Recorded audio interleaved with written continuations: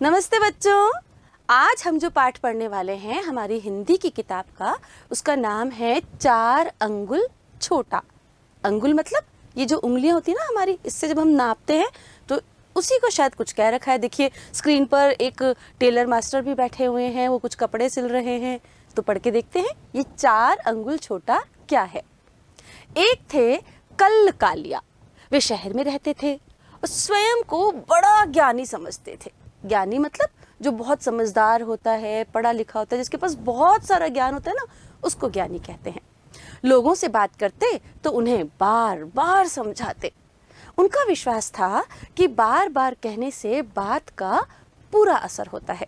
उन्हें लगता था कि एक बार कही हुई बात को लोग कोई महत्व नहीं देते। कल्लू जी लंबे चौड़े व्यक्ति थे, मतलब बहुत लंबा चौड़ा डील डॉल था उनका। एक बार उन्होंने अपना पजामा सिलने के लिए दर्जी को कपड़ा दिया। दर्जी टेलर जो स्क्रीन पर दिखाई दे रहे हैं हमें।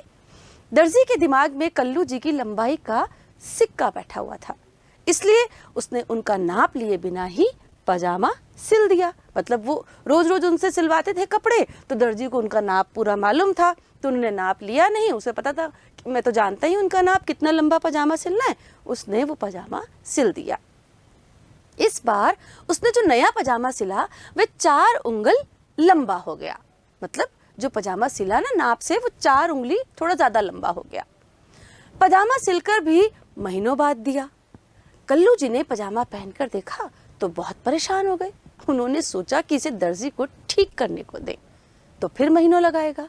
इतना काम तो घर पर ही कराया जा सकता है। मतलब उन्होंने सोचा कि दर्जी के पास जाऊंगा, फिर वो 1 महीना लगा देगा, तो क्या करता हूँ अपने घर पे ही कह देता हूँ। कल्लू जी बाहर जाने से पहले अपनी बेगम से बोले, सुल्तान की अम्मी सुनती हो, दर्जी ने मेरा पजामा बहुत लंबा कर दिया है, इसे काट कर 4 अंगुल छोटा कर देना। अब कल्लू जी ने किससे कहा? अपनी पत्नी से कहा। तभी कल्लू जी को याद आया कि उनकी बीवी तो 2 मिनट में ही बात को भूल जाती है। उन्हें बरामदे में बड़ी बहू दिखाई दी।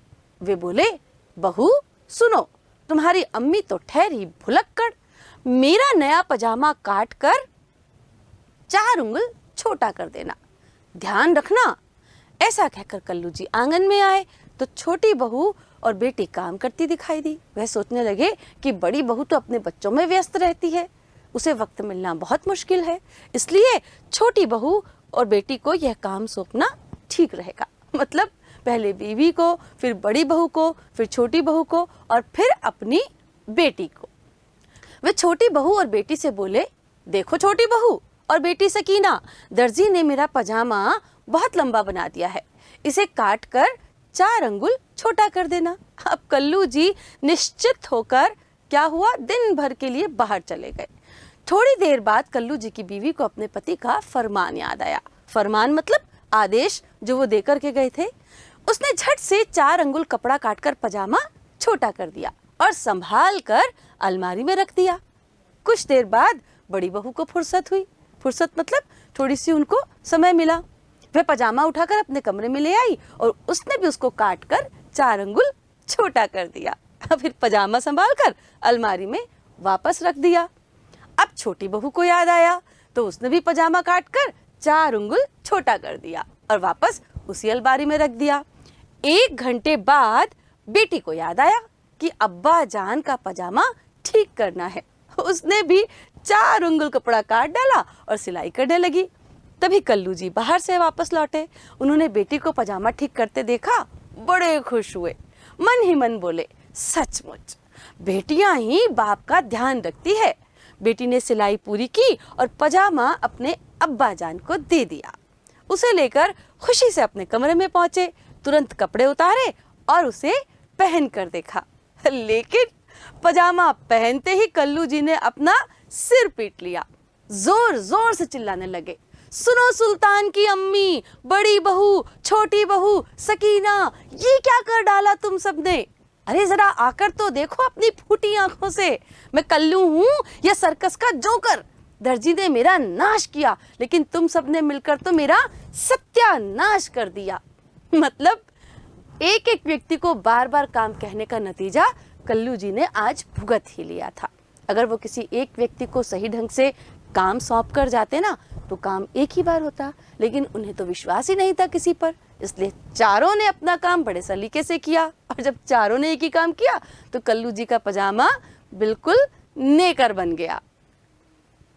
कल्लू जी के चीखने से तो सारा मोहल्ला इकट्ठा हो गया। उनके नए फैशन का पजामा देखकर सब ठहाके लगाकर हंसने लगे। शरारती बच्चों को तो खुश होकर उछलने कूदने और ताली बजाने का अच्छा मौका मिल गया। कल्लू जी मन ही मन जल भुन कर रह गए। पर तब से उन्होंने किसी काम को बार बार कहने की आदत छोड़ दी। ठीक ही कहा गया है, कुछ खोकर ही कुछ पाया जा सकता है। तो बच्चों, आप भी समझ रहे हैं ना, एक ही व्यक्ति को ढंग से काम सौंपें या एक ही बात को बार बार न दोहराएं, क्योंकि बात एक बार कहने में ही सबकी समझ में आ जाती है। और वो बहुत कम ऐसे लोग होते हैं जिन्हें बार बार कहा जाए, जो बहुत ही जिद्दी प्रवृत्ति के होते हैं, जो सुनना ही नहीं चाहते। ये दूसरों का स्वभाव होता है। उन्हें देख करके हमें हर किसी व्यक्ति के सामने अपनी बात को दोहराना नहीं चाहिए।